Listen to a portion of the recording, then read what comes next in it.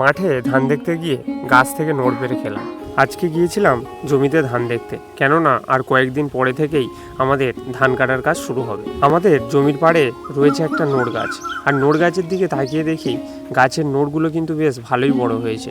এই এত সুন্দর নোড় দেখে কার না লোভ হবে বলো? তাই তো আমি প্রথমেই গাছ থেকে একটা নোড় পেরে খেয়ে নিলাম। গাছ থেকে নোড় পেরে খাচ্ছিলাম আর ছোটবেলার অনেক কথাই মনে পড়ছিল। ছোটবেলায় দুপুরে খাওয়া দাওয়ার পর না ঘুমিয়ে মাকে লুকিয়ে বাড়ি থেকে কিছুটা নুন আর লঙ্কা নিয়ে চলে যেতাম নোড় গাছের কাছে। বন্ধুরা মিলে গাছ থেকে নোড় পেরে চলে যেতাম ফাঁকা নিরিবিলি জায়গাতে, হারিয়ে যেতাম প্রকৃতির মাঝে। আর সেখানে চলতো কত রকমের খেলাধুলা, গল্প গুজব।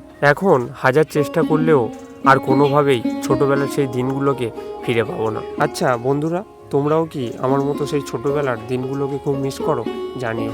আসলে জীবন গতিশীল, কোনো কারণেই থেমে থাকে না, তাই তো তার মতো করেই আমাদেরকে চলতে হয়। তবে আমরা যারা গ্রামে থাকি তারাই কিন্তু খুব ভালোভাবেই বুঝবো আমাদের ছোটবেলাটা কতটা সুন্দর ছিল।